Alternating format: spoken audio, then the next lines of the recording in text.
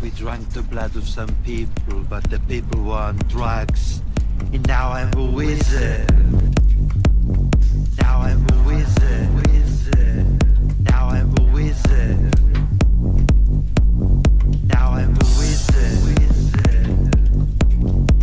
We drank the blood of some people, but the people were on drugs. And now I'm a wizard. Now I'm a wizard.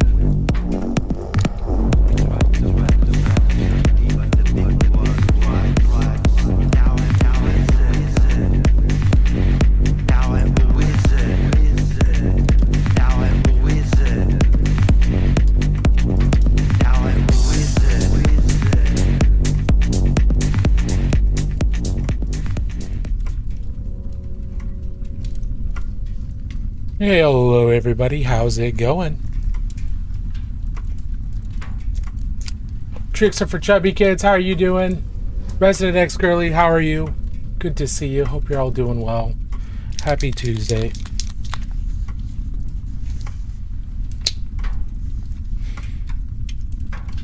We're not going to be working at all or very much on Golden Demon. I just kind of want to let it be. Oh man, almost a teenager. It's terrifying. That is absolutely terrifying.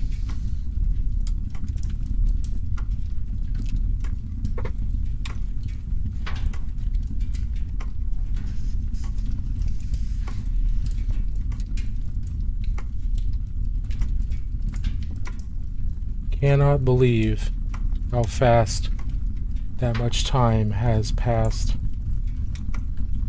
Absolutely bonkers. How quickly time passes.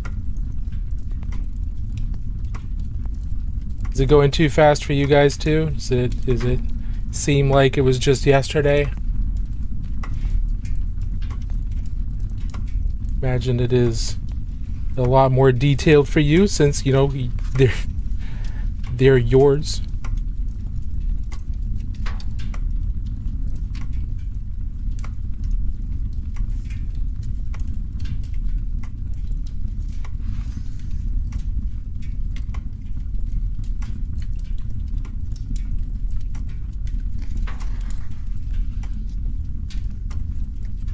Awful. I've actually loved every year more than last. Good. I just made some chicken nuggets and then realized I don't have barbecue sauce. The horror. What an awful way to start dinner. Nuggies and no sauce that you like. No BBQ sauce. Are there other sauce options? Honey's good.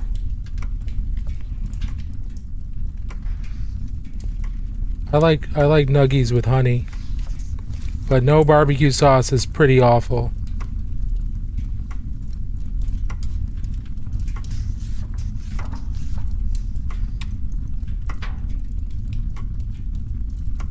Ketchup or mustard? Ketchup's not awful, but yeah. Welcome on in, everybody.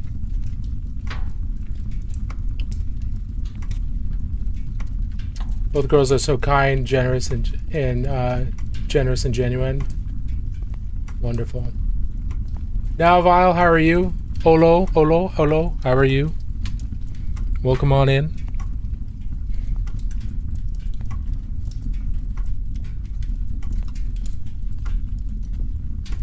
So I'm working on this Warcrow model for one of the factions there. This is an event exclusive model I picked up at last Gen Con.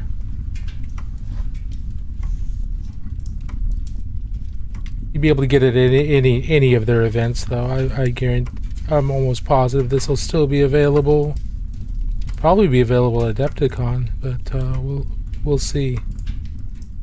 But this whole faction's got lots of plate armor, so it's a good opportunity, a good excuse to figure out how to hopefully very quickly paint non-metallic metal. Very fast. Not worrying about blending, not worrying about any of that. Just quickly laying down sketches of non-metallic metal.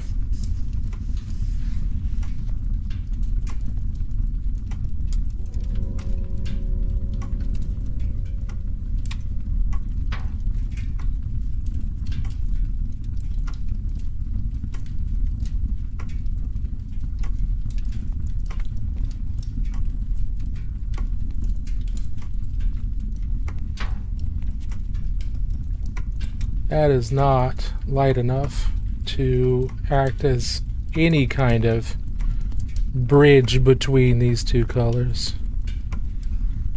It's a little bit better.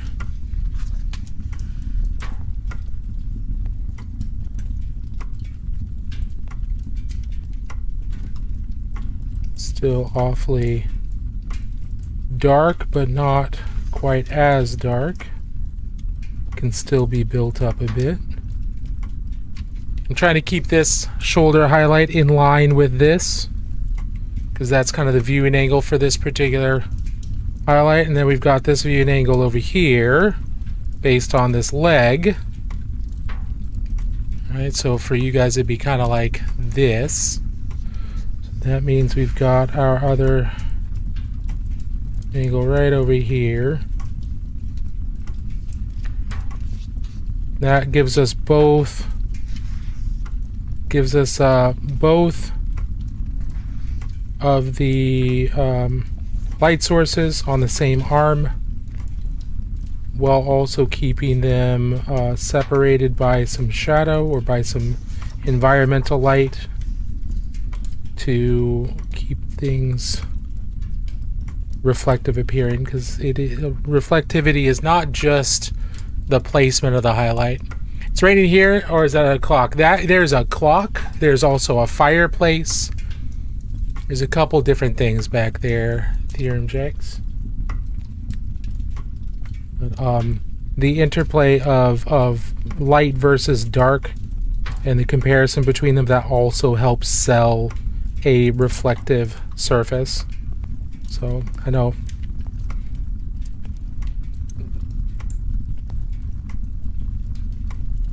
all part of the optical illusion that you can start working into your own stuff bit by bit. You don't have to do the entire thing. There are certain things that will help something appear reflective that you can add in later, things like bounce reflections and things like that. You don't have to add those in right off the bat. But things like the contrast, the light versus dark, the shape of the highlight, how bright the shadows are, how dark, or how bright the highlights are, how dark the shadows are, fast transitions, all of that helps sell the visual, the optical illusion we're creating.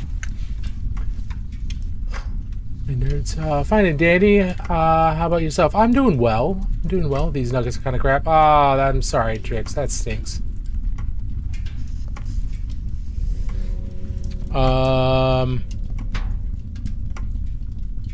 You have mayo. You do kind of a fry sauce with some mayo and ketchup, maybe some lemon or something. I don't know. Depends on what you got. Yeah, I'm doing all right. I am now officially on PTO for my first two conventions. So my first convention is here locally in the Portland area. And we're all set for that. I'm looking forward to that. And then also we're only a week out from Adepticon, because a week from today I will be flying out to Adepticon.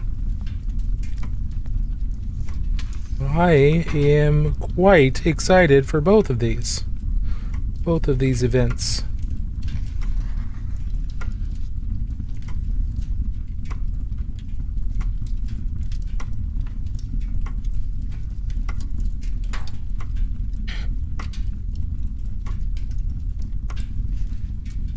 This is a local convention I haven't been to in like 10 years because in the past it's always been on the same weekend as Adepticon.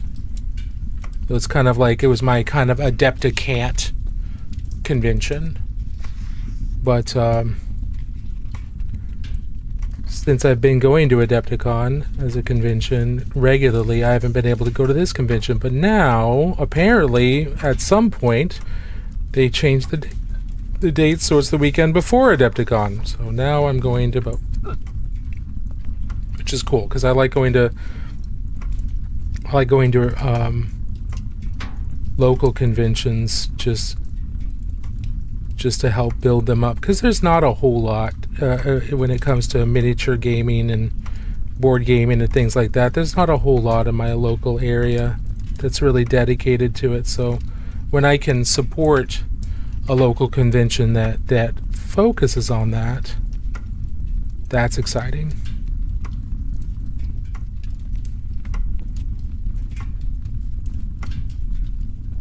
Just adding our edge highlight, because these edges will always catch light and reflect it back, and it just really, it's another thing that helps to sell the optical illusion there. Is this Warhammer? This is not Warhammer. I do paint plenty of Warhammer. I can show you a couple things here, but this is Warcrow. This is from the same company that makes Infinity. Warcrow is their fantasy game. And this is a faction in that game.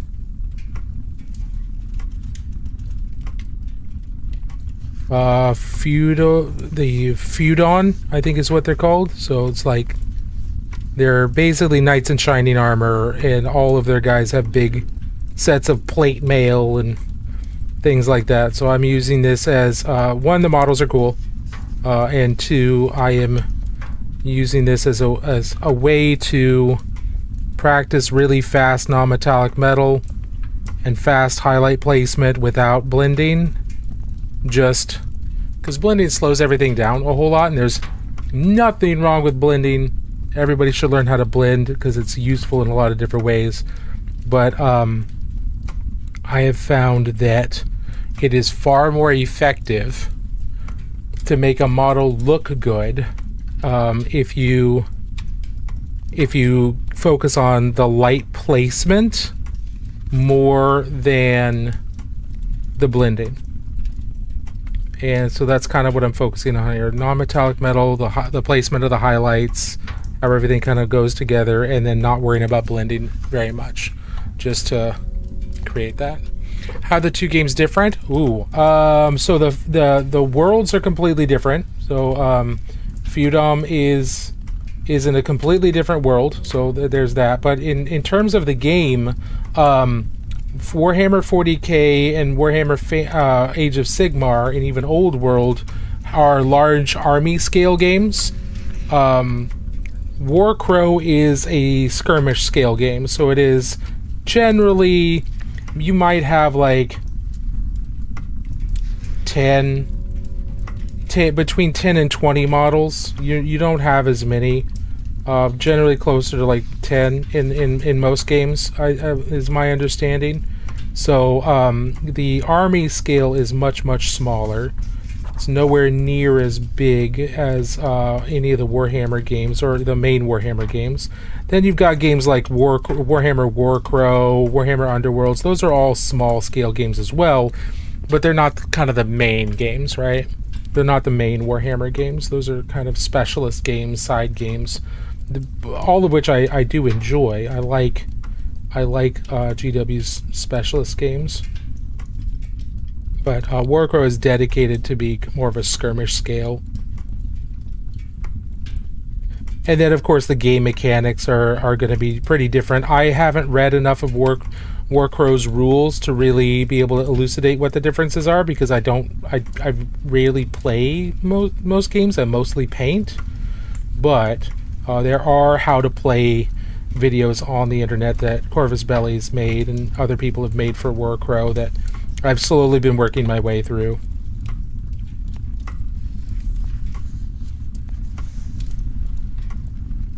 and it seems to be fair in some ways a lot more similar to Infinity than to Age of Sigmar or 40k, which makes sense because Infinity is kind of Corvus Belli's main game. Brother, I scrolled by and was confused why I was on live. Doppelganger for real. Oh, really, David? That's funny. Also, perfect kill team as I get older. Easier to get a quick game in. That is true. That is very, very true. I prefer smaller games just because it's faster to get a game in. And if I do want to have like a 4-hour gaming session, I can get multiple games in and not just one. So I have multiple chances to completely mess up my rolls and feed my army to my enemies because they're objectively better at the game than I am. But I'm a better painter, usually. Not always, but usually. But I'm a better painter. That's my consolidation.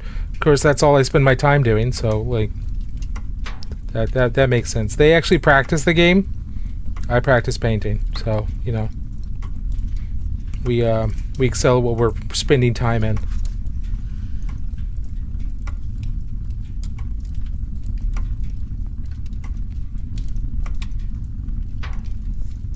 So here is a Death Watch Space Marine that we finished recently. I still haven't done a chapter for him. I need to do that after Adepticon. But a Death Watch Space Marine that we painted on stream. Well, that's definitely Warhammer. That's Warhammer 40k. Hey, thank you so much for the roses. I very much appreciate that. Blood Angels is your vote. I already have a couple of models that are going to be Blood Angels. So we're not going to make him Blood Angel, but we could go with like an unknown or a very little known Blood Angel successor chapter. That is certainly possible. Because what I'm doing with all of my Death Watch, because I've got a few of the models, I want to do one of every chapter. I'm sorry, not one of every chapter. I want to have each one be a different chapter, even if they're successor chapters. I don't want any repeats. So I've already got either a Sanguinary Priest or an Assault Marine that's a Blood Angel, so I got to decide on what to do. This is what I'm doing for Golden Demon at Adepticon. This is what I'm submitting for Golden Demon.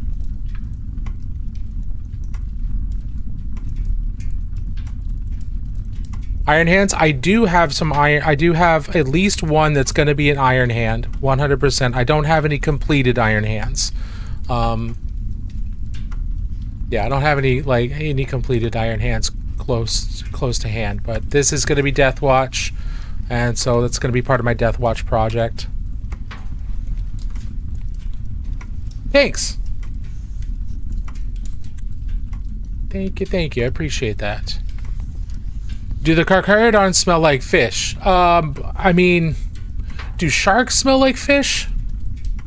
I don't know. Are space sharks, like, do they swim through space? And do they have a fishy smell in space? I don't know. I wouldn't be surprised if they did. But, you know, I don't know how much of a fish diet they have. Well, they attack like sharks, and they're very cunning and deadly. But they could. It's possible. I'm certainly not going to rule it out.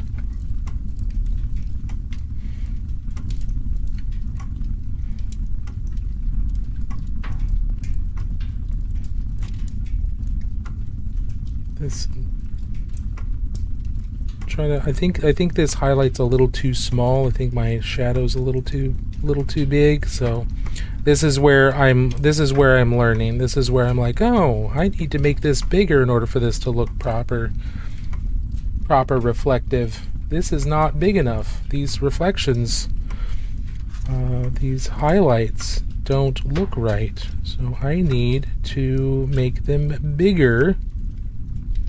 And we'll see what that looks like afterwards.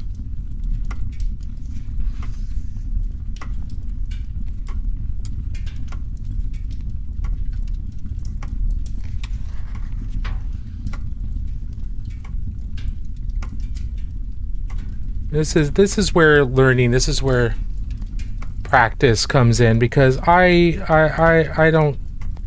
can't really visualize what it's supposed to look like at the end of the day. I don't have the brain that does visualization terribly well.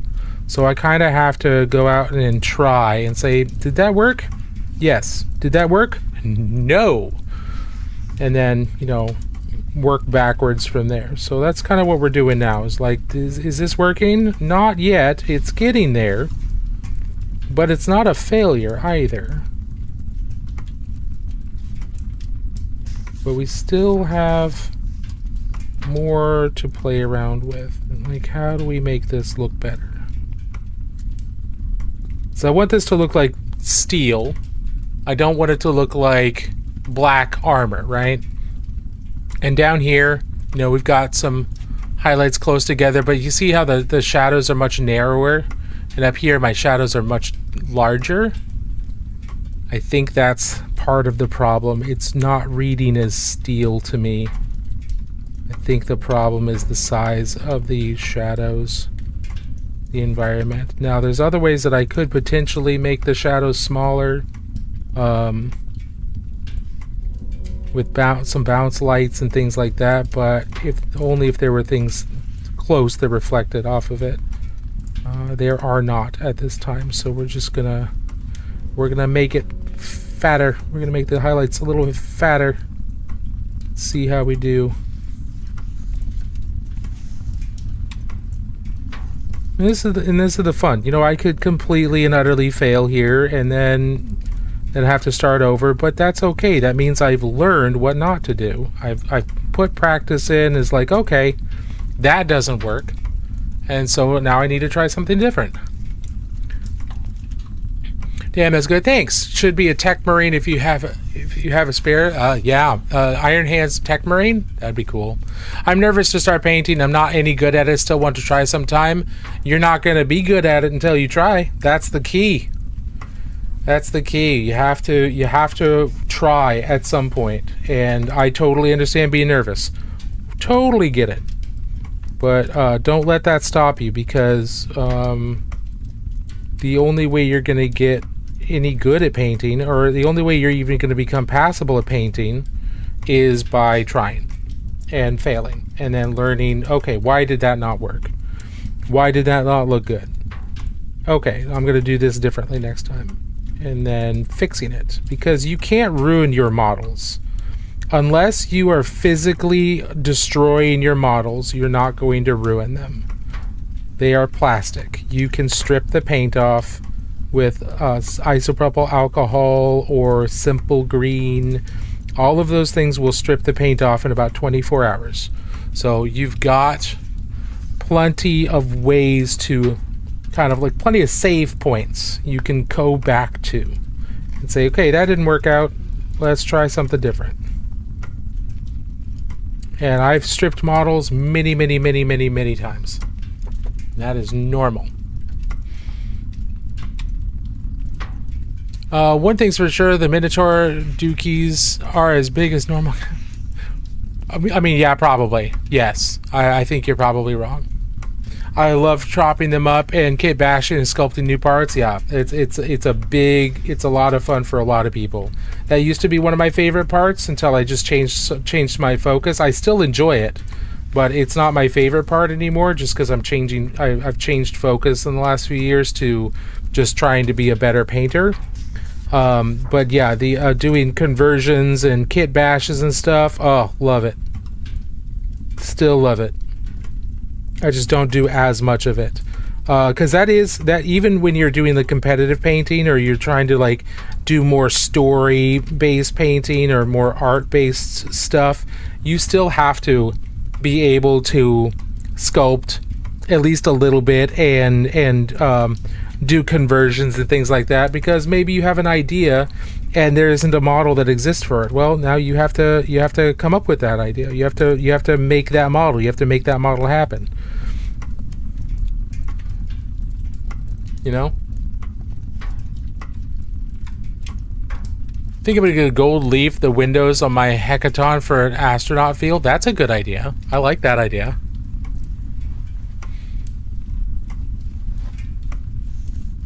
Hey, Android, how are you doing?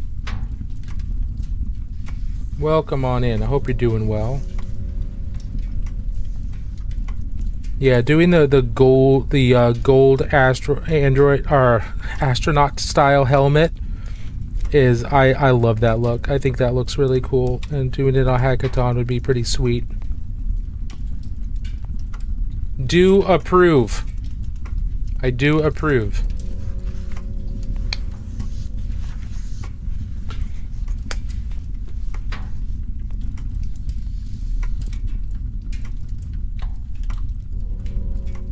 Let's build this up just a little bit more here, and this is what I'm doing is layering. So I lay one color down, and then I let it dry, and then I can lay a lighter color down, or I can lay the color down again to make it more opaque. And each time I do that, I'm reducing the area that I'm covering with the paint, so that I'm building up steps that get brighter and brighter and brighter as they get narrower and narrower. And that's layering, that's highlighting with layering. And so that's part of what I'm doing here is building up those layers towards being brighter and brighter, and then I'll go to an actual, like, literally brighter colored paint in there and push that farther. But you can see this is not quite as bright as this over here, and it's just because this has a few more layers. The gold vampire guy revealed at Worlds. What's his deal? I think I know who you're talking about. Yeah, I have his model. I haven't built him yet. But he, theoretically, supposedly, I haven't read the book yet, but supposedly, what he is he is a noble of some sort from a human noble from the civilization that existed on Necromunda prior to the Imperium. So this is before Necromunda was ever conquered or ruled over by the Imperium. This guy was part of the nobility there, possibly a ruler from there. I don't know what his full background is. And he has been kept alive in an uncovered stasis tomb for tens of thousands of years. Like tens of thousands of years at this time, probably before the Horus Heresy or during the Horus Heresy or around there is when he went in the tomb. And now he's woken up and he's kind of masterminded overthrowing the Imperial Governor. And so that's his thing. He is now the, possibly mostly in name only, the ruler of Necromunda. Which is probably not going to go well for him at some point, because I don't know what the Imperial Fists are doing, but the Imperial Fists have a chapter. They have a chapter house in Hive Primus on Necromunda, so I don't know what they're doing. Maybe they don't care. Maybe he's faking fealty to the Emperor. I don't know. I still haven't learned that much about him. But yeah, he's super duper old. Super old.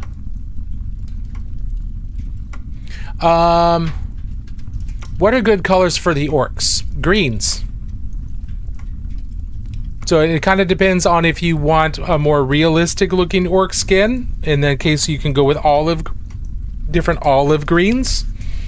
Which are more like army drab.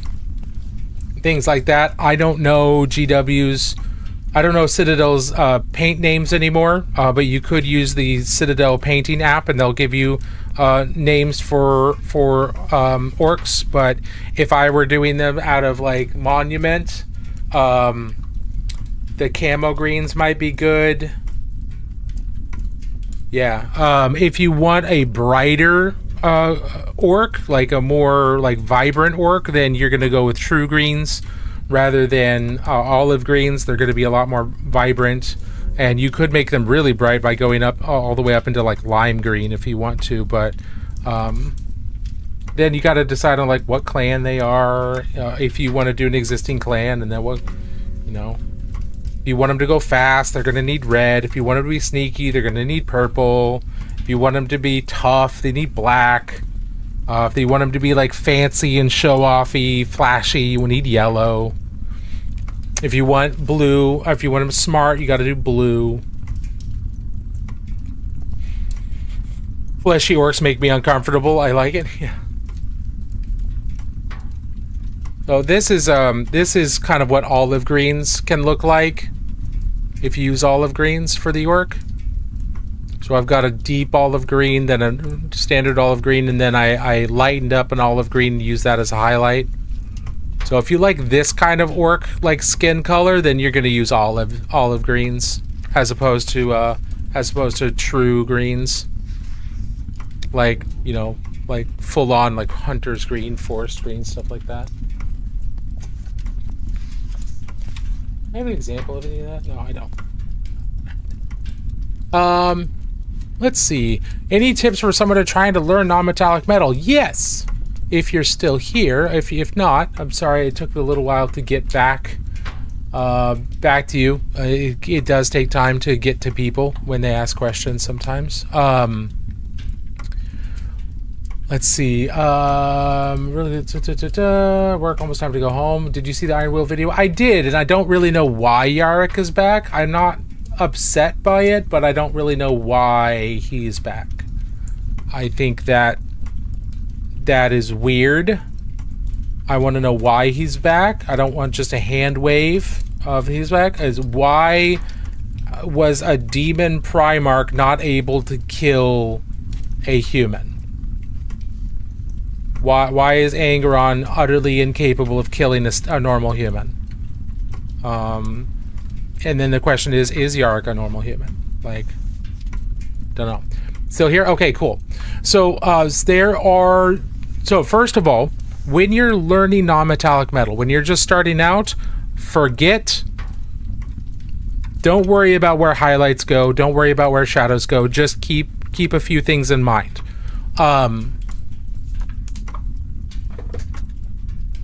There are a couple things that make the optical illusion of reflectivity read to your human eye. So this is a cylinder that I painted blue and hit with a matte spray. So this is like a matte surface, right? So this would be like cloth or anything that's non-reflective, and you can see the highlight right here, and you can see it goes down into shadow, and it's a nice gradual kind of gradient between those. Now I did the same thing but with silver. Look at how different the highlights are. So the highlight here, these are both exposed to the same light. Look how much brighter this highlight is than this.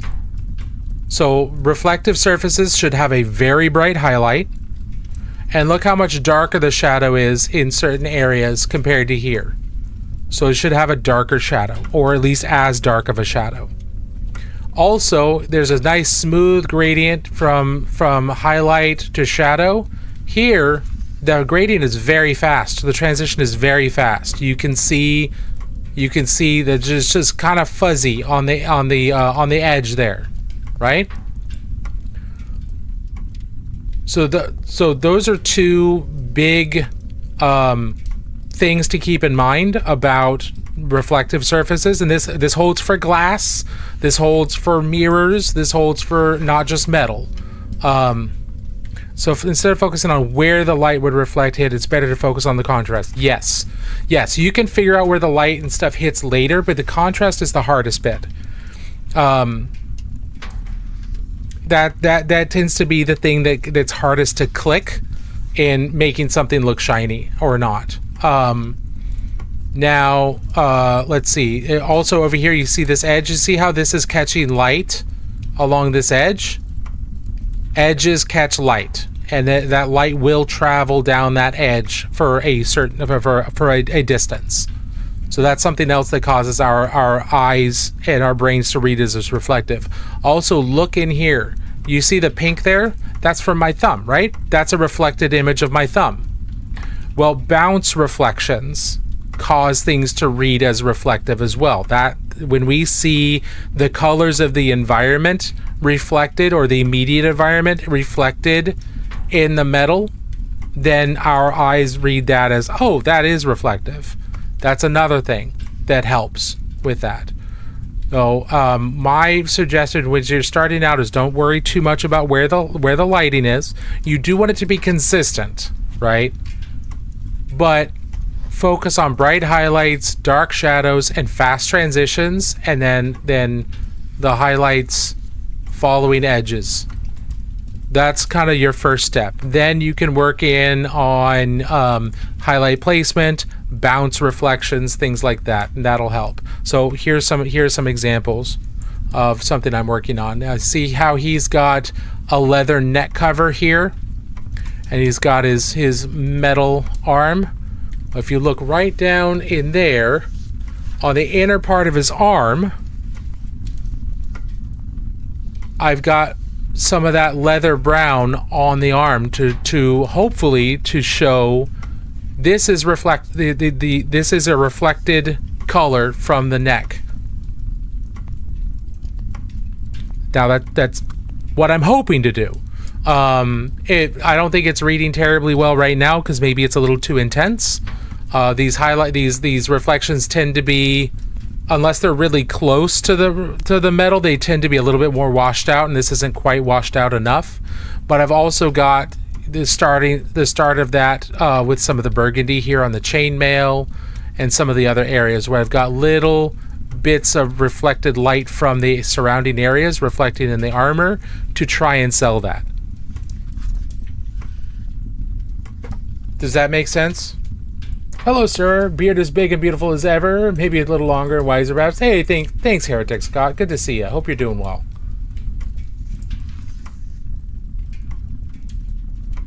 Now, the other thing with non-metallic metal, a lot of people have a really... So that's the next thing I was actually going to talk about. A lot of people get stuck on non-metallic metal because they think everything needs to be blended, and they need to blend it. I go back and forth a lot. You really don't need to worry about the blending because something I was mentioning before earlier in the stream is light placement and highlight and shadow placement are far more important than blending. Blending actually doesn't matter much. To be completely honest, there's a lot made about smooth blending. Smooth blending does look good, but it is not what makes something look real. Light placement is what makes something look real. Texture is what makes something look real. The blending makes something look professional or makes it look clean.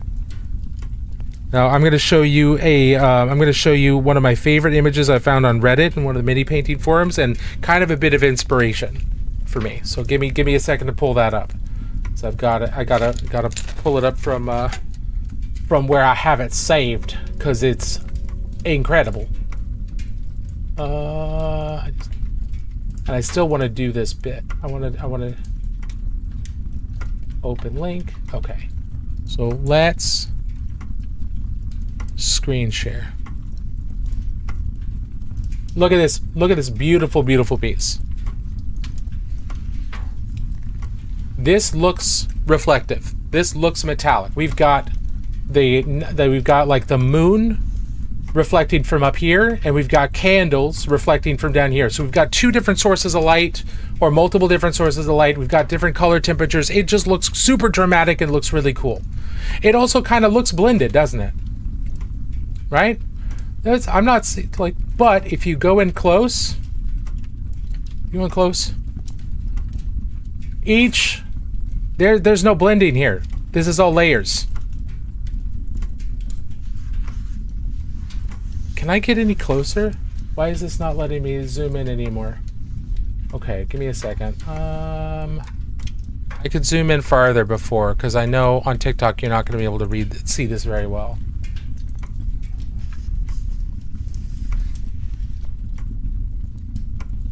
Open. Better. A little bit better. So let's look down here. Right down here on this arm. You see you've got your charcoal gray here, and then you've got a lighter charcoal gray, then you've got a lighter gray, and then you've got a lighter gray. Each one is a separate layer, and there's no blending in between. He's just used at least 5 layers. Like up here on the helmet, I can see one pure dark shadow in the deepest shadow, pure black, then a very dark charcoal gray or charcoal gray, then a lighter gray, kind of a medium dark gray, a neutral gray, a light gray, and then a final like off-white highlight. So 1, 2, 3, 4, 5, 6, maybe 7 layers. And you can always smooth it out later, but that's not necessary for a good paint job. It might be necessary for competition. It might be necessary if you want a buttery smooth blend and that's something you're practicing. Absolutely, go for it. But light placement is more important. And you can get the illusion of blending or with just multiple layers, like 5 or 7 layers. And from the tabletop, you're not going to see it, and your eyes not going to rebel and say that's not smoothly blended. When you look at it from this far away, your eyes like, yeah, that looks great, that looks fantastic.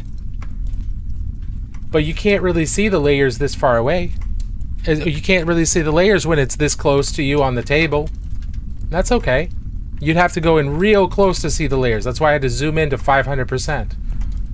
So blending, like actually physical blending, glazing, things like that is not as important as light placement. Light placement is so much more important, especially with non-metallic metal. When you're first starting out, don't worry about it. You need to get the other optical illusion stuff first. Does that make sense? I'm hoping it does, but if it doesn't, that's entirely possible. It's been a while. Still look out for your post. Your painting's come a long way. Thank you, Heretic Scott. I very much appreciate that. I'm sorry I got distracted there.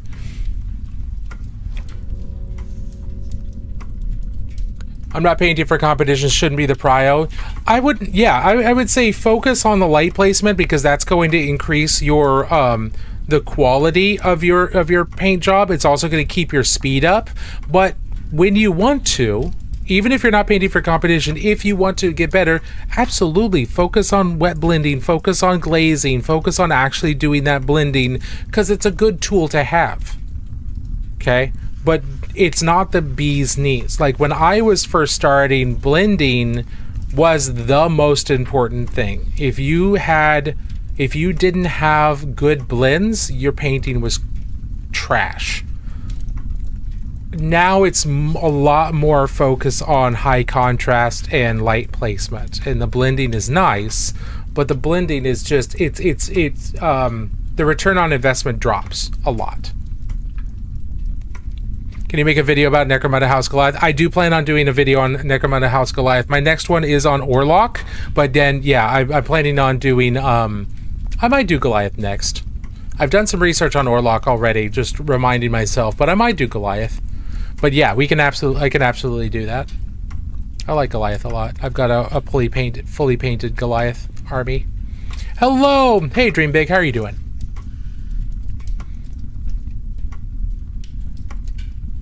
Snix, I hope that's helpful. And let me know if you try it out. I know it can be nerve-wracking to try something new like non-metallic metal, but I believe in you. Try to break it down into why does this look reflective and tackle it from that perspective, and I think you'll have a much better time because you're not going to be tackling a whole bunch of things all at once. Because I can't imagine trying to both place my highlights, also figure out my light sources so I can place my highlights, and then also doing everything else the non-metallic metal, like a completed non-metallic metal might require. Doing that all at once, that's terrifying. That's so much to think about. But if you break it down into, okay, what individual elements come together to make something look metallic or reflective, and tackle each one of those separately, then you can get your head around it. And then it'll become, You know, it'll become a lot easier, I think. That's how I did it. But that's also a little bit more of my learning style. I can get overwhelmed and I have to break things down into why does this work and how does it work. And that's what works for me. So hopefully it works for you. If it doesn't, that's okay. You can just come in here and yell at me. It's like, this is stupid. I never should have done this. You're a terrible person. Da da da da da. I will take the feedback.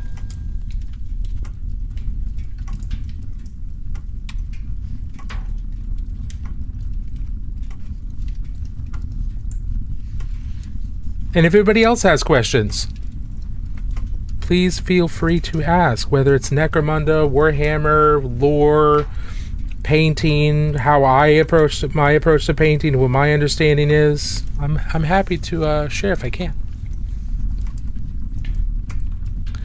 I find that if light placement is good, you can come back and work on the model later. Yes, 100% Ant-Mini. That's exactly what we were just talking about. Is blending is nowhere near as important as light placement. And because you can absolutely come back and work on a model later, or you can just leave just do a couple of layers, do 5 layers and leave it be. That's okay. You don't necessarily need to come back even. That's fine. If you want to, absolutely go for it. But you don't even necessarily need to do that. Well, I am in agreement with you. Looking good. Thanks. We're trying to do non-metallic fairly quickly here, so we're not really doing blending, we're just focusing on light placement, which is exactly what we were just talking about.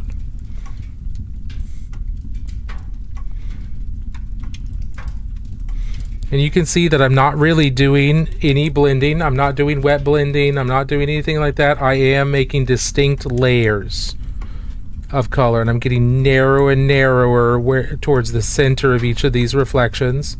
I'm getting brighter and brighter as we get narrower and narrower. And that's what we're focusing on. That's how we're trying to construct this optical illusion of bright, shiny, reflective metal. And you can't do this in just 2 layers. That's why I'm doing...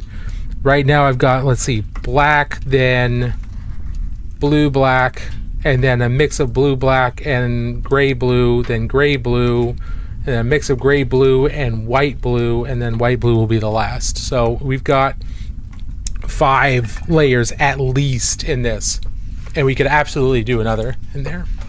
If you've taken a look at them, how might you paint the new Eldari Corsairs from 40K?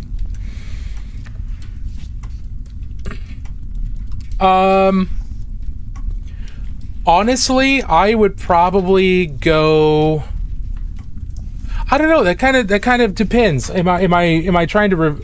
Are you just talking about me personally? If I wanted to paint some of them, what colors would I go for? Or are you talking about what would I do to replicate something specific? Because I don't know if I would be able to really replicate something specific very easily. I've seen the models. I don't have a whole lot of interest in painting them, except for the new Farseer dude who's wearing Dream's helmet from Sandman, because that's totally what that helmet is. And actually the original model was that too. I want to paint him. And him I'm probably going to do mostly black, because I'm going to paint him as Dream. So probably grays. Mostly, because I'm going to paint him as Morpheus, as Sandman. Uthway-esque black, tan, red. Ooh, that sounds cool. I would probably do something based around Incubi Darkness. I really like that color. If I wasn't doing that, because that's this really deep, desaturated green blue that's more green than blue. Otherwise, I would go more with a coal black, which is a blue green, more on blue than green, because I like both of those colors, and they can both work up to pretty saturated, or I can work them up really far, or I can keep them pretty subtle, and I really like both of those. That's your base coat? Yeah, Incubi Black is a fantastic base coat. What paint range are you using? I am mostly using I'm mostly using Pro Acryl right now. I have a bunch of P3 that I still use. For the leather, I'm using Vallejo Game Color because I really like the set of colors they use for leathers. But I also have a bunch of Army Painter Fanatic that I like for certain bright saturated colors and certain skin tones that is a little bit harder to mix with Pro Acryl. But yeah, I mostly use Pro Acryl at the moment. And I mean, I mix and match paints all the time. I don't think anybody should stick with one paint line. I think that's way too self-limiting. Also, any recs on what metal to try first? Is steel easier than a gold bronze to start? I think you should try both because I find gold to be pretty straightforward and easy to do. I find gray steel, like gray metal that I'm just using shades of gray, I find that incredibly difficult. Blue steel like this I find to be much easier to do. I find this a little bit harder to do than gold in some cases, and there are other people that find the other way. It has to do, I don't know why, it may have to do with color perception or things like that, but I don't have any like color blindness or anything, so I don't know what the issue is. But I tend to do my steels in this gray blue colors, and then my golds in obviously gold. So for my gold, the main colors I use for gold are dark umber, and then I've got a yellow ochre, and then I've got a pale yellow, which is an off-white yellow. That's what I use for gold. And then for steel, I've got blue black, and then gray blue, and then white blue.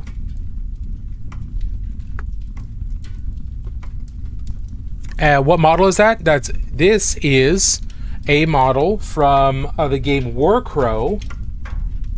I can't remember the name of him. Give me a second. This is this dude. Pre-order exclusive. He is from the Feudum faction, and Singian. He is a Singian, which I believe is some form of magical assassin. But this is what they've got him painted as, and this is where I'm going so far. Yeah, I like Corvus Belli is the company that makes this game, and it's the same company that makes Infinity. I like some Infinity models, but I don't find them too incredibly interesting, or at least compelling for me. They are objectively good quality, but I don't find them terribly compelling in terms of what's interesting. Their fantasy stuff I find a lot more interesting, which is why I'm painting this. I have no idea if I will ever actually play the game, but I find the models interesting, which is the most important thing for me, since what I mostly do is paint. So it's a fantasy tag. Yeah, I don't know. Let's see. Do you still enjoy this as much as you did, say, 3 or 4 years ago, or I'm gonna snooze ads real quick. I do still enjoy this. In fact, in some ways I enjoy this more than I did a few years ago, because a few years ago, every time I went live, I was really stressing out. I was really stressing out about, like, oh, I don't know what I'm gonna paint. Oh my God, I have to interact with people, and I'm an introvert. I don't really like interacting with people. Since then, my perspective is continued to evolve. Now I look at this as more of a teaching opportunity and an opportunity to share, especially since I started streaming on TikTok as well. There's a lot more people on TikTok that don't know much about painting and are really interested. So I get to reach out to them a lot more, and TikTok's much better about finding new people than Twitch is. Twitch is awful. So there's a lot of things that make streaming very different and enjoyable in new ways. I'm not worried about becoming a big streamer. I'm not trying to do that. I want to do the best that I can, but I'm not. That's not why I'm here. This isn't my day job. I don't want it to be my day job. I do this to relax, and I do this because I enjoy it, and I want other people to find it, and I enjoy the teaching. So that's why I focus on teaching. Whereas before it was more like me. It was more about, hey, come with me as I grow. Now it's come with me as I grow, but I also want to actually teach you and answer questions, not just, hey, come and see how cool of a painter I am and watch me get better and better and better. And oh yeah, you paint too. That's awesome. That wasn't my my motivation ever, but I didn't want it to ever be like that. Now it's more like, hey, I'm painting. This is how good I am. This is how much time I put into it. If you have questions, I would love to answer that, and also, I'll show you what I've been learning as I've been going. So the motivation's a little bit different, and I think it's a much healthier motivation now. It's certainly much more fulfilling than just feeling like I'm performing. Because when I first started, I really felt like it was a performance. Like, I have to be entertaining. I have to be worth watching. Now it's, if people want to watch, cool. But when they ask questions, I'm going to give them as much education and value as I possibly can. And then they can, if they come back, great. If they don't, that's fine.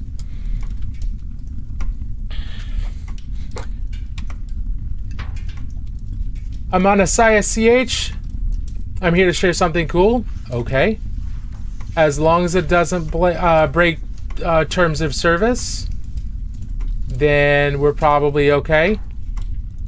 What are you up to? Dune Part 3 has Samurai. Oh, I did not know Dune 3 had Samurai. I'm going to have to watch that. I'm going to have to watch the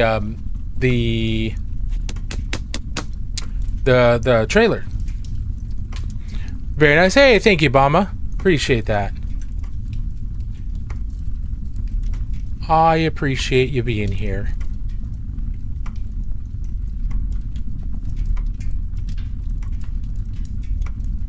So we've got, we're going to take a short break here in just a couple of minutes, so that I can get some water and stand up and walk around a little bit. It's not healthy to be sitting down for huge amounts of time, especially when I work basically an office job and I'm already sitting down all the time at work.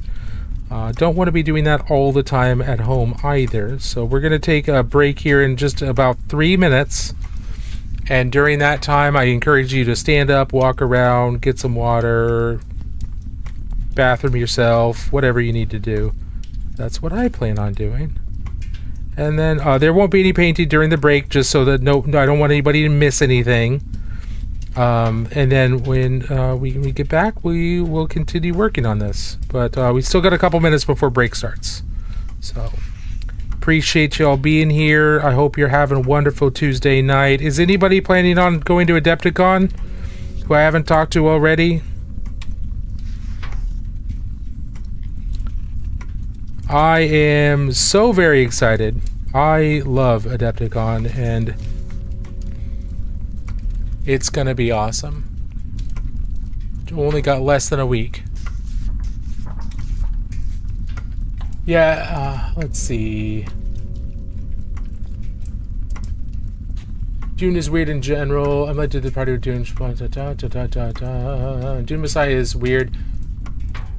Yeah, the thing with, to have you. Hey, thank you so much for the follow. Very much appreciate it. The thing with Dune Messiah is Frank Herbert was trying to, I think what Frank Herbert was trying to do was really get people to understand the message of Dune, which is cults of personality are horrifically dangerous. And Paul Atreides is not a good person. Ever since, he's not a good person. He did not turn into a good person. He turned into one of the worst things to ever happen to the galaxy. And especially one of the worst things to ever happen to the Fremen. He basically annihilated the Fremen because he completely manipulated them. And Dune Messiah was, I think, him trying to make sure we understood that this is not a hero story. This is a warning. Cults of personality are incredibly dangerous because they can topple an entire galaxy. They are incredibly dangerous. And I think that that's my understanding of Dune. Could be wrong, but that's my understanding of Dune is Paul Atreides is not a good person. He is not to be emulated. He is a warning. That even the best intentioned, because we know that at the beginning of Dune, he didn't really want to be a ruler. He didn't want to rule over the Fremen or anything like that. But as soon as he went through his metamorphosis, he lost it. He lost the plot. He fell into exactly what his mother and the Bene Gesserit wanted him to do, though not in the way they wanted him to do it. And because of that, the Fremen were almost annihilated. And basically a giant jihad was instigated upon the entire galaxy, and millions of people died because of him, because of his cult of personality. A wizard would like to renew their membership. Hey, thank you for renewing your membership. We will take care of that in just a moment once we get back from the ads. I very much appreciate that, Romans. Yeah, everything is political at some level, 100%.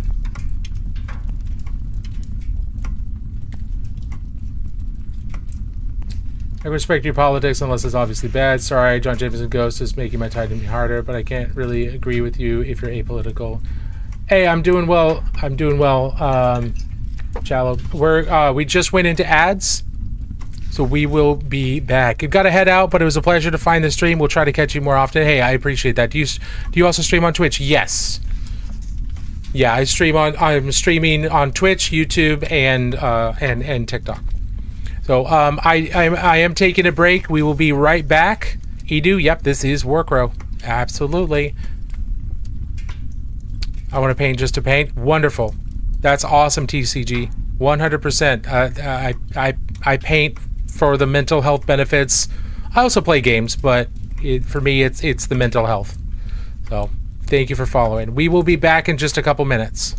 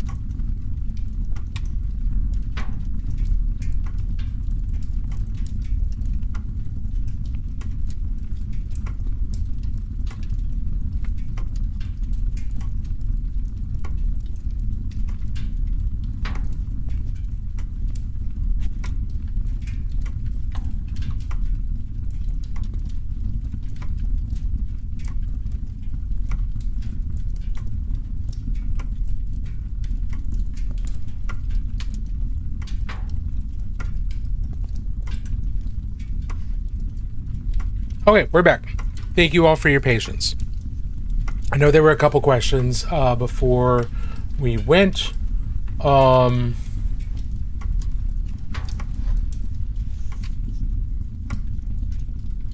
gonna say thoughts on us Gunpla nerds.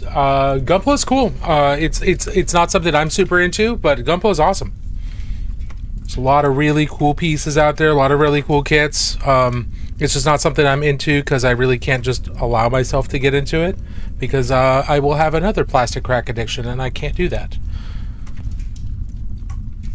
TCG Daddy-O, if you're still here, are there horror figures? Yeah, they're absolutely horror figures. Yeah, depends on, whether or not these are figures for a game, because there are horror games, horror miniatures games out there, horror board games with miniatures, but then there's also kind of like just standalone horror figures that are made by either companies or made by sculptors and made available through 3D printing. And you could use services like Etsy to find those and have somebody print it out for you. Or if you don't have a 3D printer of your own. But yeah, there's absolutely horror miniatures out there. Absolutely. I have had to hold myself back. Speaking of new plastic crack addictions, I have been having an internal battle with myself every time I've seen the Bandai TIE Fighter scale model kits.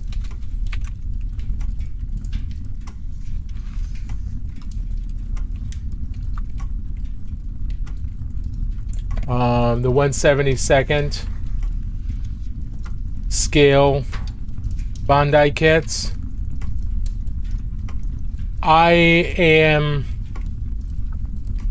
It's so hard for me to not.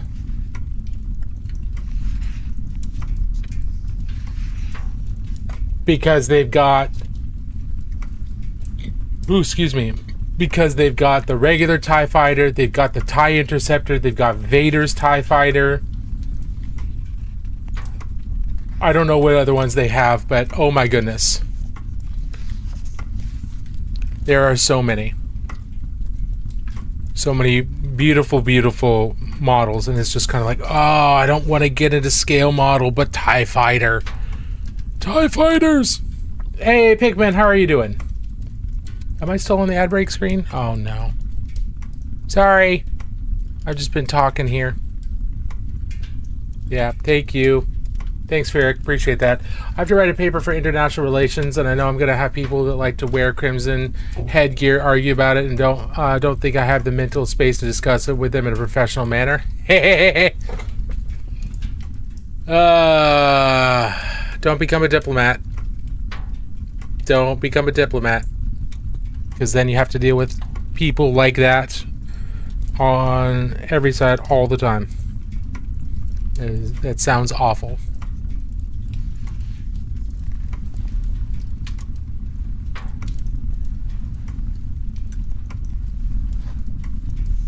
Yeah, that sounds objectively terrible.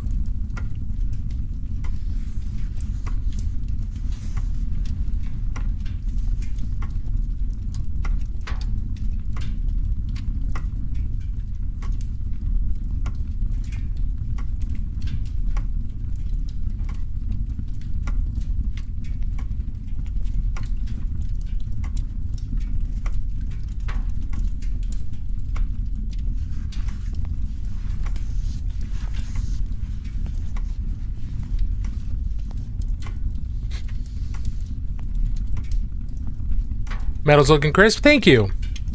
Still just trying to refine it. I'm having some problems up here. This doesn't... I don't like the way this reads. Is it down here, the highlights of the shadows, it's a fast transition. It's close enough to look shiny, but up here it's just like there's too much space, but I'm worried that if I use up more space, it's just gonna look blue. Oh, I'm still red for... Oh, okay, I got you, Ferric. Best of luck with that. I think adding additional layers of color in here, which is what I'm doing now. Adding additional layers of highlights and brightness of highlights. I think that'll help it read more. But I'm still kind of like, I'm not buying it. So we're gonna keep on going. We're doing our probably second to last highlight layer color.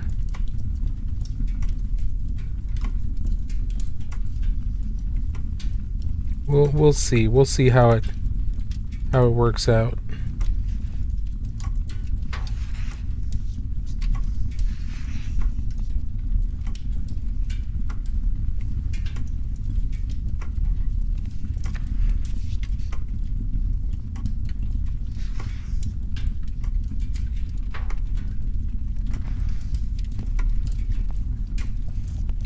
Welcome back. Hey, thank you, Romans. I remember there was a couple membership things that we need to take a gander at here. Give me just a moment. That faded a lot more than I was expecting it to. Did you see that? That almost faded into like not almost the same color. I'm not liking that. I need this a little bit brighter. I don't like how much that faded.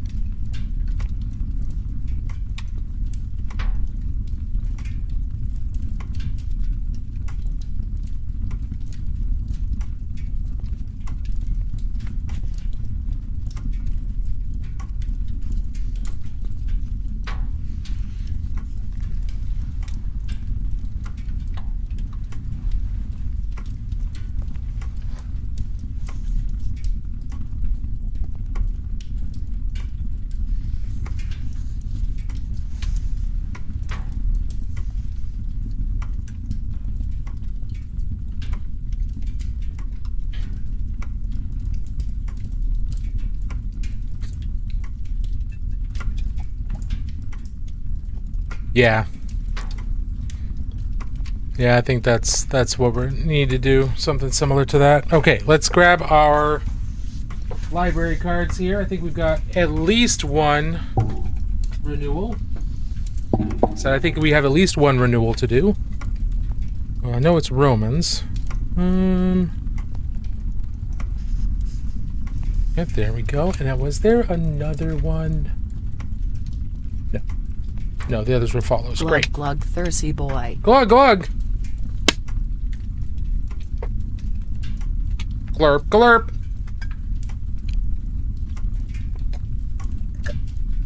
Stretch before you cramp. All right. I'm sorry, I missed your response. Is there here a horror figure set? There's a bunch. There's tons of horror sets. So depending on This is not a bell tower. depending on what type of horror you're looking for, there's a bunch. So there are games that have horror figures, like there's a board game for for John Carpenter's The Thing, so there's some miniatures for that. There's a game by Blackstite Studios called Don't Look Back, which the players are all characters in like a 1980s style horror movie, and you're trying to get away from the killers. Glug, glug, thirsty boy. And then there's just standalone horror figures that are more Dark Soul themed, or zombies and vampires. But yeah, there's tons. This game, in fact,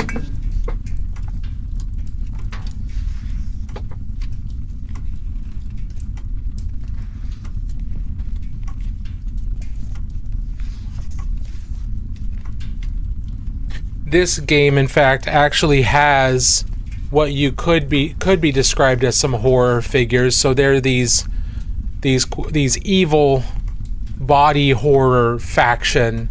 They use like metal, but also warped meat and mutated bodies. Like this is a tooth and bone whip there, and then this has got a punching sword that actually is full of meat, so it extends out. And then there's things like the shield that's made of bone, and the armor that's made of bone. So if there's that type of horror as well. So it really kind of depends on what type of horror you're looking for. Black Magic Craft has a game that he's working on, based loosely on the kind of the concept of the Running Man movie, where you're actually you and the other players are actually the killers, and so you're the killers, and the objective is to kill as many innocents as possible, or runners as possible, and they're running down this road, and you have to hunt down as many of them as you can before they get to the other side. So it really depends on what you're shooting for. Romans, here is your library card, and here is your renewal. There's your stamp. Look at that. Beautiful. Look at those colors. Absolutely gorgeous. Look at that knot work. That stamp is getting more and more impressive and more complex as it builds up month to month. If you guys can't see anything, don't worry about it. I know it might look a little weird. These are magical stamps. Only wizards can see them. So, if you haven't been here for very long, you're not going to see it. But if you stick around, you'll see it. 2.3. Where we playeth nothing but chance, and more chance. This are not thine elder matriarch, Stacy. Yes, indeed.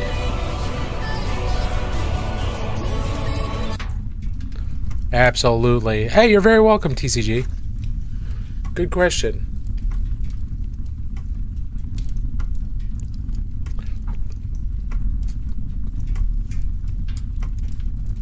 Oh, but that's the joke, Fearic. Oh, that's the joke. This doesn't even have felt in it anymore. Like, when I bought this, the felt was all dried out. I thought about making the numbers change and everything, but I took the felt out. Like, this can't stamp unless I replace the felt. I don't want it to. I like the idea of it being magic. But if you do, I'll use it, but it needs to be dry because I don't want to actually stamp on the back because I like the it's like the food in Hook. It's magic. It's magic. It's like the food in the movie Hook. Buy in, man. Smile and nod. Just buy in. Sea Dagger. I have not seen these miniatures. I know what you're talking about. The Crooked Moon campaign and Legends of Adventures are all-time legends. I have not seen the miniatures from this. Do you, where would I go? Is that on a Kickstarter or something? Yeah. Moon miniatures. For Adventures Entertainment. Oh, there's a lot. Yeah, Lord of the Fools. Yeah, the boss monsters.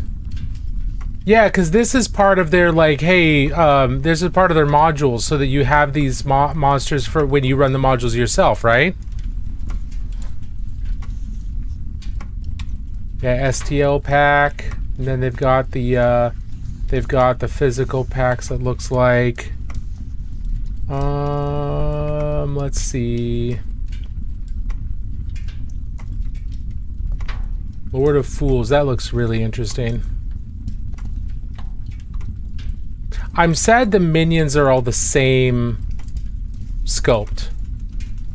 I understand that's a lot easier and it's a lot cheaper, but I'm sad that they're the same sculpt. I don't like duplicates, but the Lord of Fools boss, that looks fantastic. That's really cool. Yeah, I'm gonna have to take a closer look at these. Let me bookmark this. Boop, boop. Yeah, those look really nice. There are definitely some stuff in there that I think would look really cool painted. Yeah, absolutely. The hook brings you back. Exactly, Marky. Okay, let's see. Okay, we're gonna go up to our. It's generally our final highlight.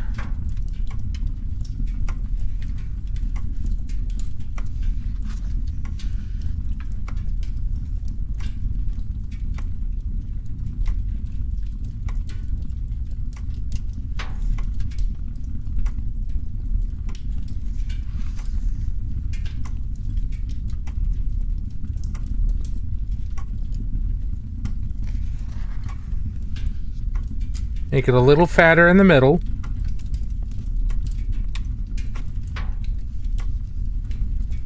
Let me make sure that... Oop, I was completely off camera there. I'm sorry.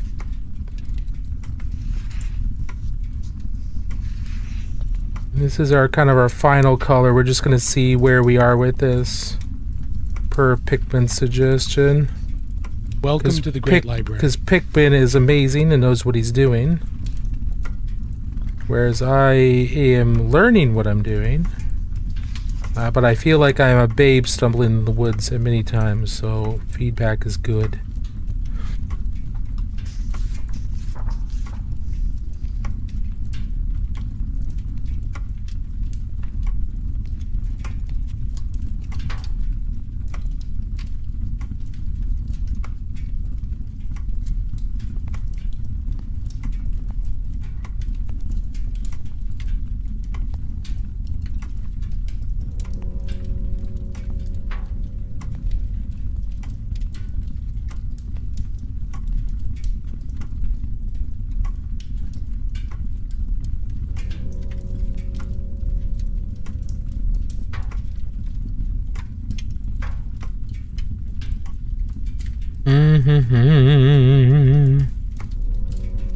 I'm not putting this final specular everywhere because there are some areas that just aren't going to get exposed to this much light, but there are plenty of areas that do need to have it because they need to have that final bit of highlight.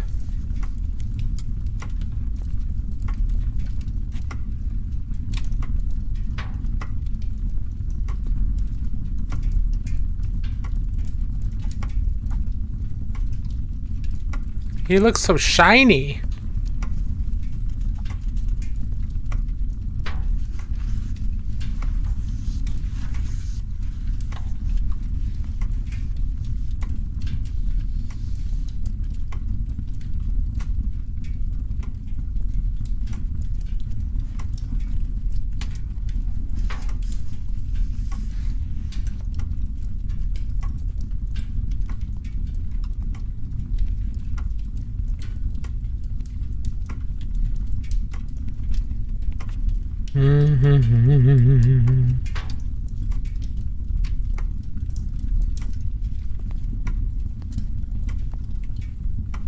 So even though I started this out as a faster way to paint non-metallic metal, it still takes a long time because you're still peeking stuff out. But if I was glazing all of this, or if I was doing other painting methods where I'm trying to get buttery smooth blends or anything like that, it takes so much longer.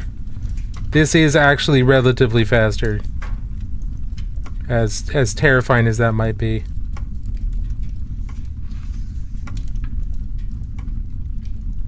And when you're doing non-metallic metal, you don't even need to push it this high necessarily. It already looked shiny before, but now we're just trying to make it look super shiny. Like really shiny.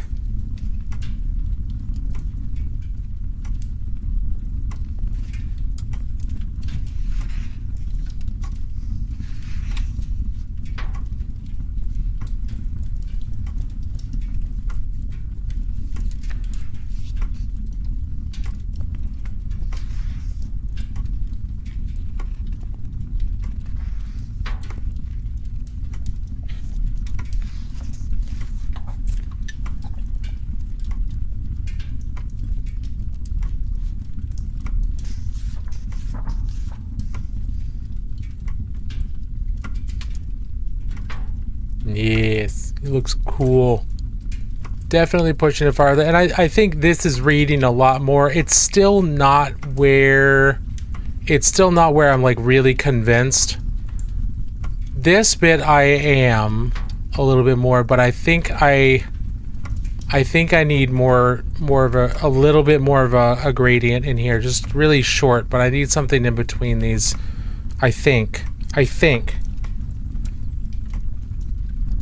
It's still just not, it's not quite doing it for me.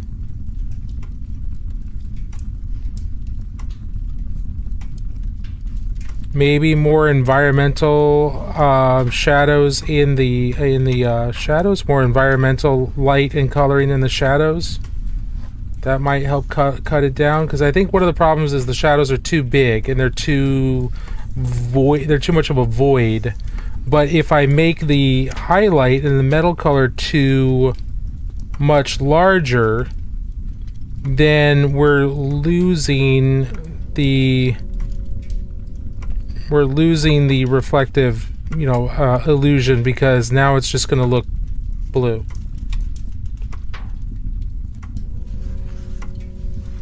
So maybe either other reflections in here or other colors, or maybe I needed more light sources. I don't know. I'm trying to keep the light sources consistent because that's kind of important. Is there a good way to remove paint when you make a mistake? Yeah, there's a couple different ways. So it depends on how thick your paint is. If it wasn't very thick, I would just paint over it, and then you don't really need to worry about removing it. You could also use a Q-tip dipped in 90+% isopropyl alcohol and very, very gently rub that paint away off of that one piece. Now this has the potential of removing all the paint on that one piece, because water-based acrylics slowly dissolve with isopropyl alcohol. Your other option is just strip the entire model and start over. But the most common, the most likely, is you could probably just paint back over it. You could probably just paint over it without removing the paint, unless it's like on super thick. If it is on super thick, you're going to need to figure out a way to remove it, because painting over it's not gonna remove the excess girth of the paint that you've put on before. But yeah, there's a couple different ways: Q-tip, paint over, strip the whole thing. Not the greatest news probably, but those are your most common options. Appreciate the advice. Yeah, what are you working on? Hey, Demat, if you're fast, Polybird, keep it clean. Yeah, keep clean. Yeah, so if, for example, if you're painting, you're painting here, and all of a sudden you get paint there. You see, that's not where I want it to be. You'll wash your brush out, and then put it in. Just get some clean water on it, and you can scrub it out. You can just, you see, I had that mistake, and then I washed my brush off really fast, and then I just scrubbed that paint out before it dried. That's another way you can do it. But that you gotta be fast. You gotta line it fast.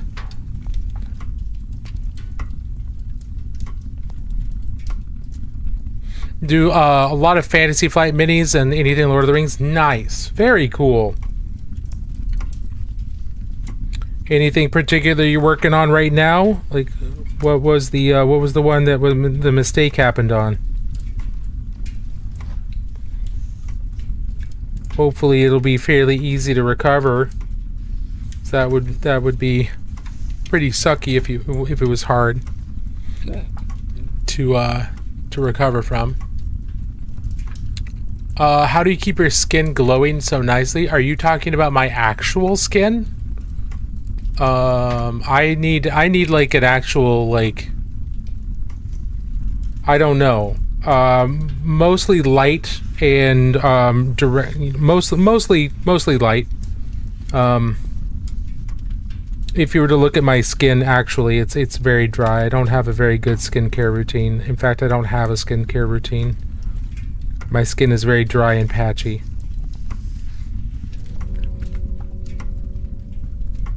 I need a better skincare routine.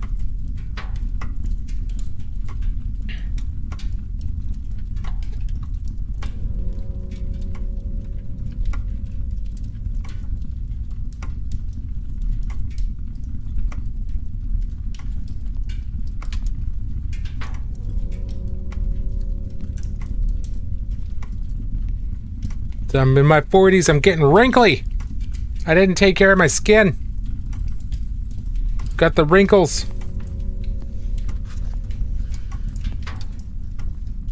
Got the worry lines and the laugh lines. I'm not upset about the laugh lines, but I got the worry lines. It is what happens when we get older, so there's not a whole lot that can be done about it. So I don't stress about it too much, but a good skincare routine wouldn't go out of place.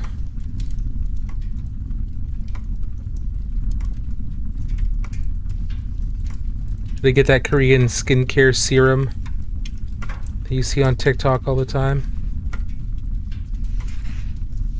I don't know.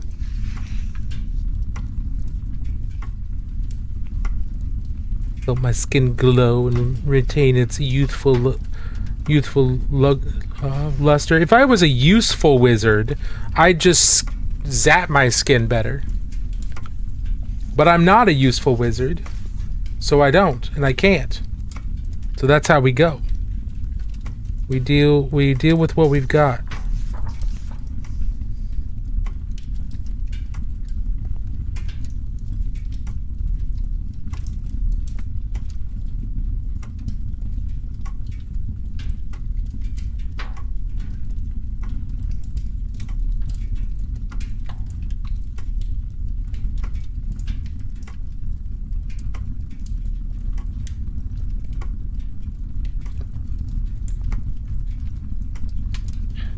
Sunscreen and retinol, my friend. That's what I've heard.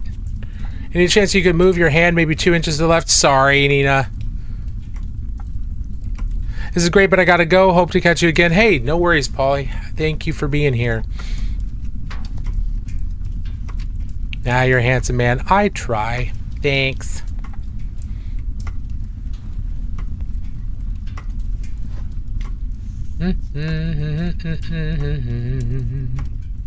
Yeah, this is where we are. Is this a little bit better, Nina? Sorry, I was off camera there. But this is where we are. This is how we doing. This is looking a little bit better. The arms are looking a little bit, the shoulders looking a little bit better. Still not quite reading the way I want it to, but it is certainly better. Do need to wait for some stuff to dry there in the middle, so then we'll try to layer that up just a little bit more. Ooh, I am once again off camera.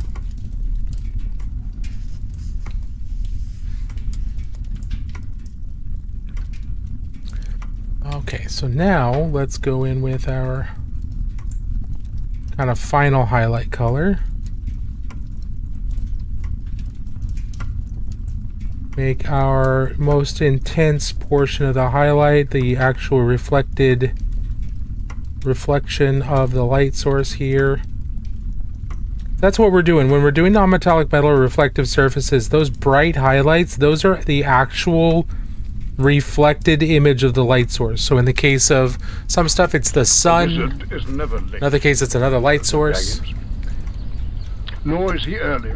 He arrives Precisely what it means too. Isidore 27, thank you so much for the raid. Welcome on in. How's it going? Welcome, welcome, welcome. Can we get some hobby love for the raiders? Welcome on in, everybody.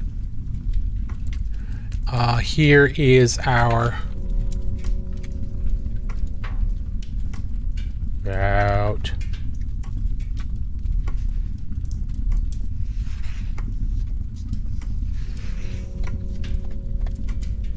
As your shout out. Thank you so much for the raid. Welcome on in, raiders. My name is Useless Wizard, otherwise known as Ryan. I am the Wizard of Useless Magic, and we are painting some minifigures here for the game called Warcrow. We're taking a break from working on Golden Demon stuff, so I wanted to work on this guy a little bit here on stream because we started him a little while ago, and we're having a lot of fun with doing some non-metallic metal, trying to improve our non-metallic metal with painting quickly and using a bunch of layers rather than glazing. I hope you had a wonderful stream with Isidore. Welcome on in. Welcome on in. Isidore, what did you do? How was your stream? What'd you work on? If you gotta raid and run, don't worry about it. No sweat whatsoever. I know how it is at the end of stream, exhausted and ready to hit the sack, maybe get some food. I totally get it. No worries. But I hope you had a good stream. Love to know what you were working on. And welcome on in, everybody. So I'm going to get some of my leather colors out here. So there are some areas of this that we're going to be painting with some leather colors. Hey, I was painting up my resin beast pics. No updated pics yet, but I got some. Oh, excellent! Yeah, feel free if you want to share, go for it. I'm looking forward to seeing resin beast entries this year. I don't have anything I'm entering for resin beast this year,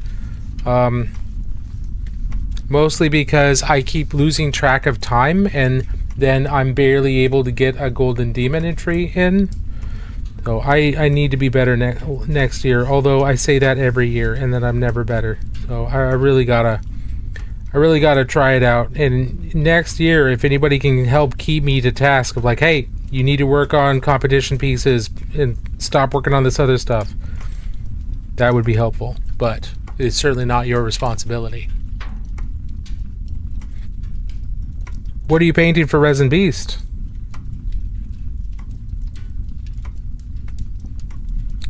And we are link friendly. If you have any photos you want to post or any updated photos or anything like that, you will not get you won't get timed out or anything. I just ask that whatever you or anybody share is TOS safe.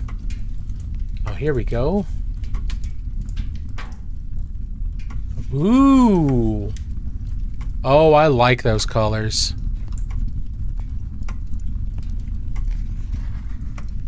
I like that. That's a pretty model. I like these colors a lot.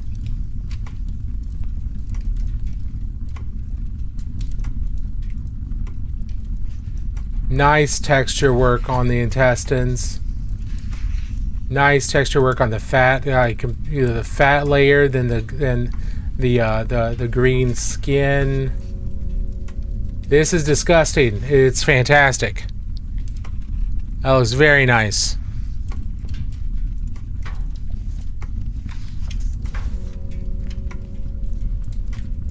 Make sure I give that a like.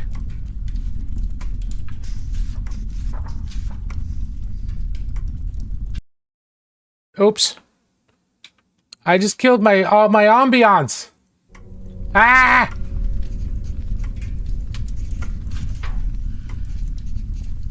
Okay, there we go. That was almost awful. Hey, sir. Well, by the way, will you be at Origins this year? I will. I will be teaching and also working with the Paint and Take crew again, and doing what I can to help out with the painting competition. I don't know if I'll be judging. If I am judging, then I won't be entering anything. If I am not judging, then I will be attempting to answer something in the painting competition. But I will be at Origins otherwise. Creature Caster Mini, basically Nurgle Demon Prince. Yeah.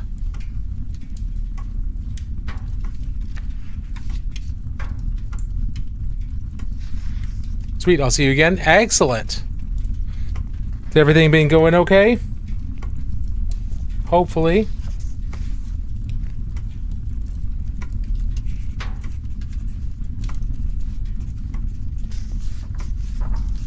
I'm gonna find areas on this armor that would be reflecting some of the surrounding colors, and I'm gonna work those colors into those areas a little bit here, because they would be reflecting these bounce reflections really are supposed to help sell the whole this is a reflective surface type of deal. It's what it's supposed to do. So gonna add this in, and then we're gonna look at it and see, okay, how do we fix this next time? How do we make this work better next time?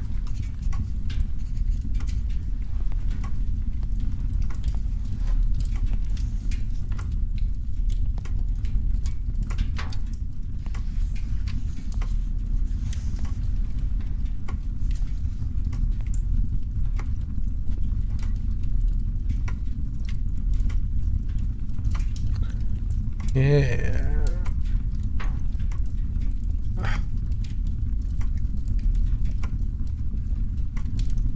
Anybody going to the other conventions other than Adepticon? Or I know Isidore said he's going to Origins again, so I'm looking forward to that. Anybody else have other conventions they're going to? There's so many cool conventions out there. I normally, the last couple years I've been going to Adepticon, Origins, and Gen Con for out-of-town conventions, but I'm not going to Gen Con this year. So it's just Adepticon and Origins so far. And I'm debating on if I want to try and take time and go to Warhammer World, like travel over to England and go to Warhammer World this year, or do it next year. I want to do it before Warhammer World US opens in late next year. Because I'm going to that. Like that I'm going to opening day of that. That is happening.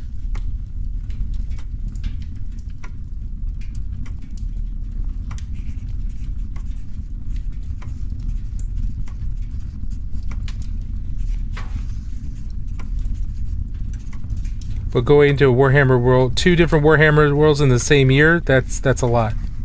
It'd be kind of cool. It's like, yeah, I just left, just came back from Warhammer World UK. Finally made the pilgrimage, and now I'm here at the US one. That'd be kind of crazy.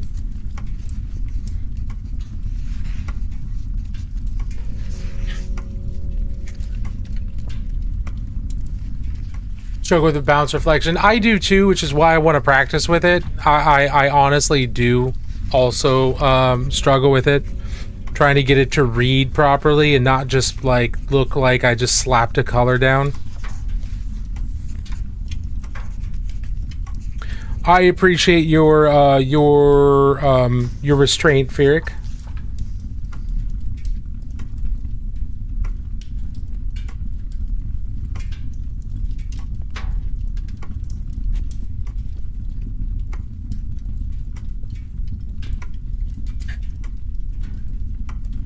Warhammer World was okay. It wasn't that impressive. Yeah, it might not be that impressive, but it's something I want to do. It's something I want to do.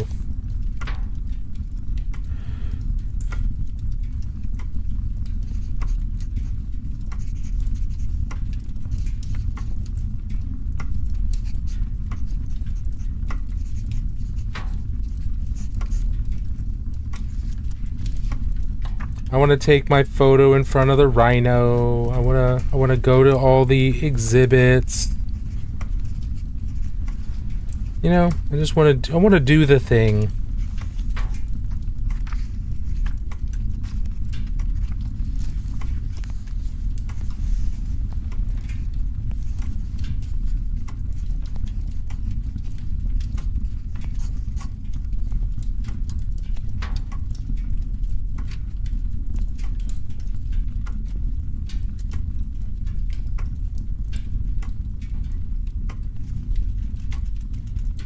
Keep bringing this closer and closer to me so I can see, but then it gets off of camera. Most interesting thing about it was the hidden assassin. Yeah, I definitely want to see if I can find that guy. But also, I have extended family just about 20 minutes south of there by train. So that would be an opportunity for me to go see cousins I've never actually met. Or met when I was very, very little when they came over here. Meet my grandma's folks.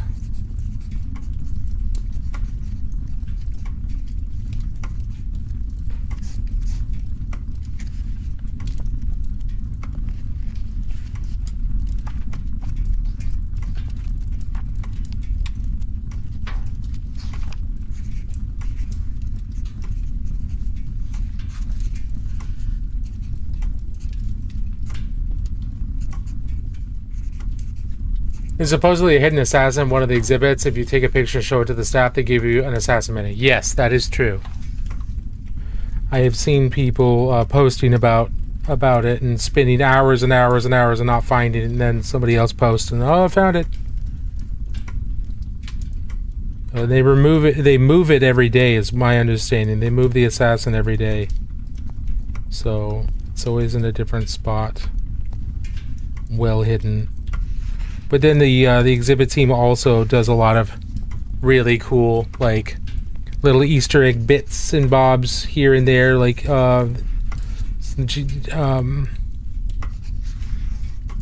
little vignettes, little scenes here and there. That's neat. Yeah, it's pretty cool. It's not every day. If no one finds it for a while, they leave it. Oh, okay. Well, that makes sense. If the assassin's spot is good enough that nobody finds it, why change their spot? They've obviously got a good kill location.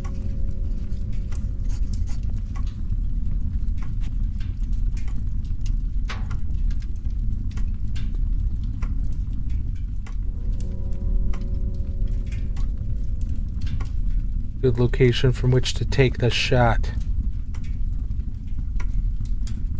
Is it a Vindicare or is it a different type of assassin? Is it like a Calexis or a Calidus? I imagine it's a Vindicare.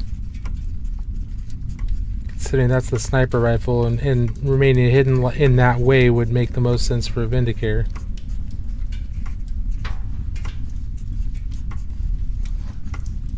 It's not always the same one? Oh. Gotcha. If you go near Christmas, they put trees in. Same for Easter. Oh, that's cool. I like that.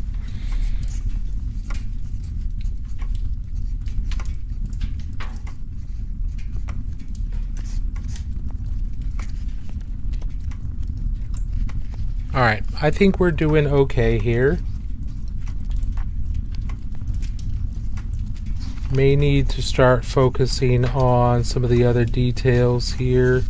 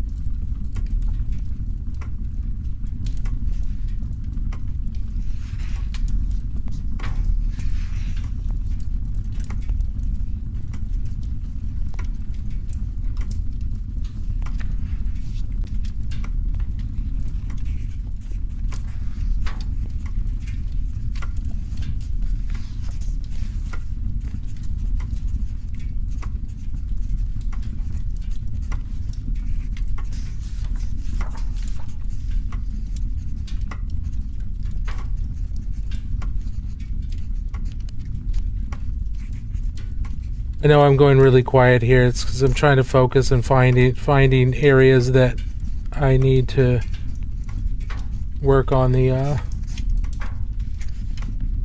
reflections and the like a bit. There's a lot of armor panels down here underneath that are really hidden away from the light, so I want to hit them with some highlights and things, but I don't want to go too high because then it doesn't make sense for them to go too high. It doesn't make sense for it to be too bright because they're all hidden away from the light. They'll still reflect light from around them, so I can go a little bit bright. But I don't want to go too bright.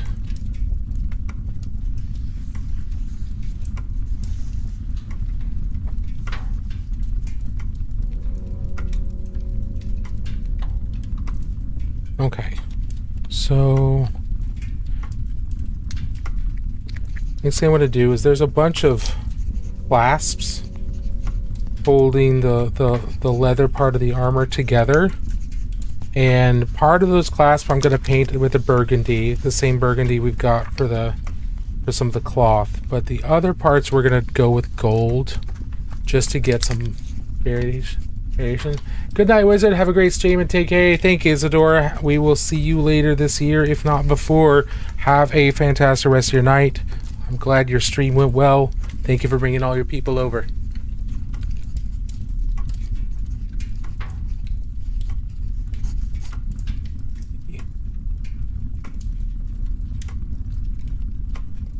Hit this just to make sure I don't forget it.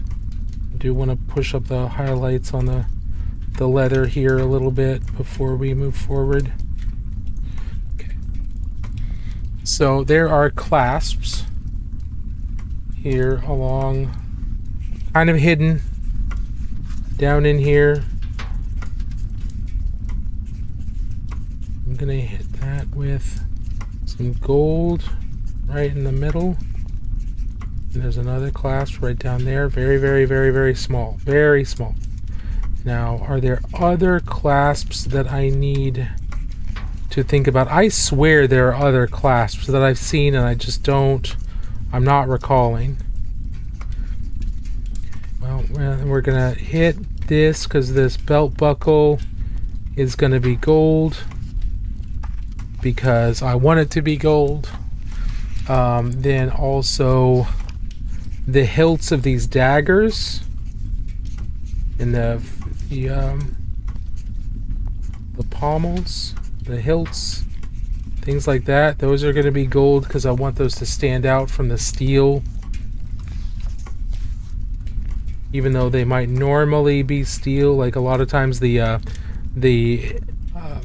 pommels were the same color as the handle and everything because it was all one thing, and steel was pretty heavy and gold was pretty soft, so we're just going to go with gold color for those. And we just want these to kind of differentiate from the rest of the model a little bit.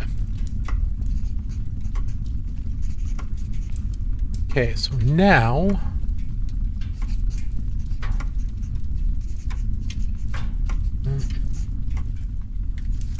we're going to take our ochre. These are small enough that I'm not worried about blending or making in between colors. There's just going to be very, very few layers here. Take our ochre. Let's get a little bit of that ochre down here in the clasp area, just to show where the majority of that gold color is. And we've got our shadow. We're probably going to need to go a little back and forth here a little bit, and then we've got our ochre here for the belt buckle, for the clasp.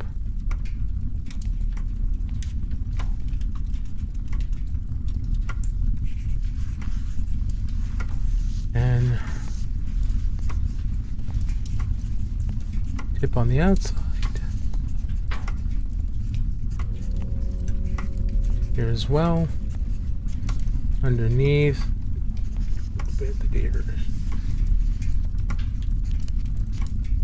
So I'm putting 2 highlights here and leaving shadow in because on the underneath because I need shadow there. Every surface that's non-metallic metal needs a highlight and needs a shadow. It needs both. The shadow can be small, the shadow can be faint, but it needs both because you need to have it playing the bright and the dark playing against one another in order for it to read as reflective.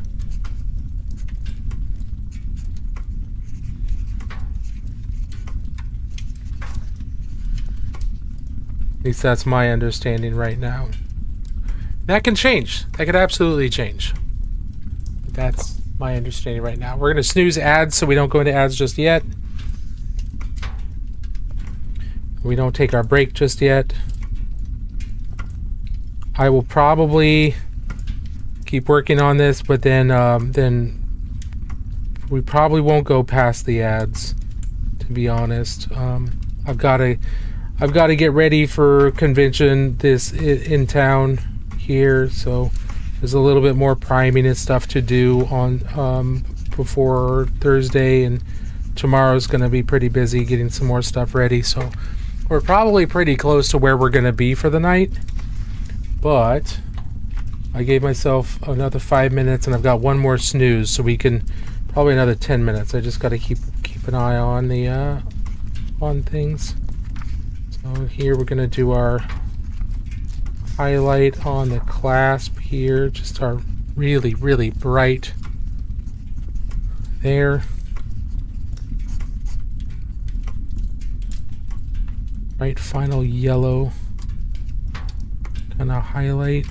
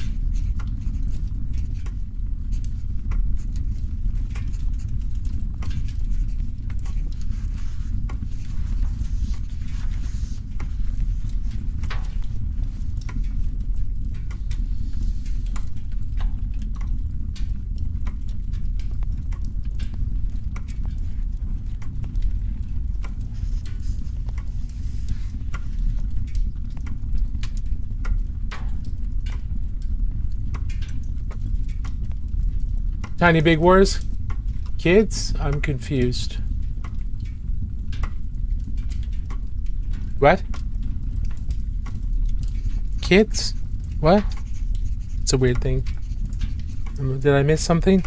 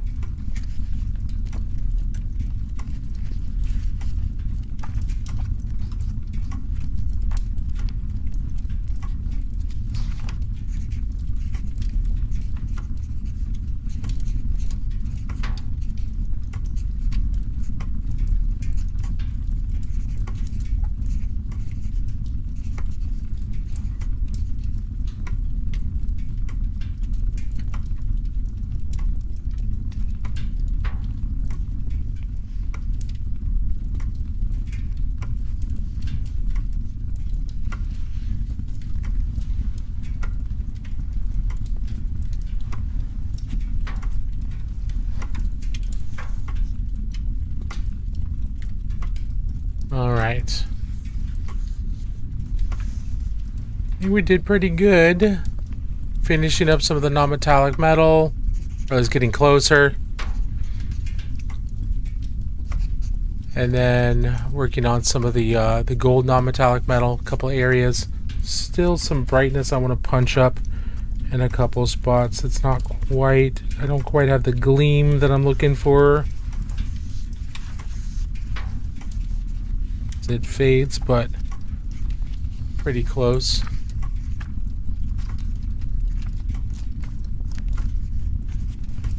Pretty darn close.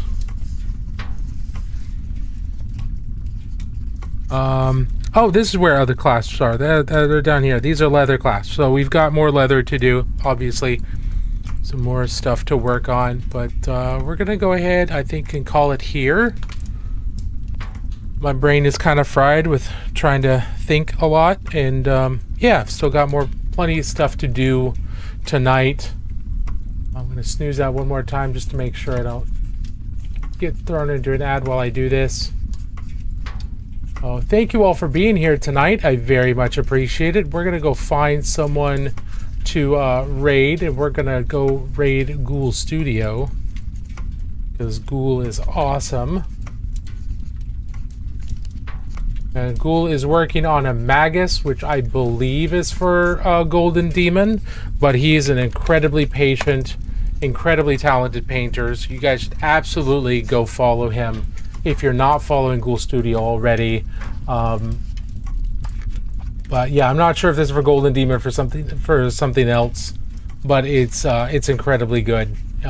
What he's working on and what he's been working on. So thank you all for being here tonight. I very much appreciate it. We will probably be back on Friday. No guarantee, because I'll be at a convention all day, so I might be exhausted. I will update both on TikTok and on the Discord whether or not we're going to be live. If we are live, we will be doing the community spotlight. So if you have anything you want to show off, throw it in the Discord. If you want to show anything anything you've been working on since last stream, hop over to our Discord, throw it in the works in progress, or throw it in the completed projects. I'd love to see it. I love looking over everything and sharing what the community's been working on every Friday night. So thank you for being here tonight. I very much appreciate it, and we will see you all later. Until next time, remember that painting is good for the soul. Have a good night, everybody.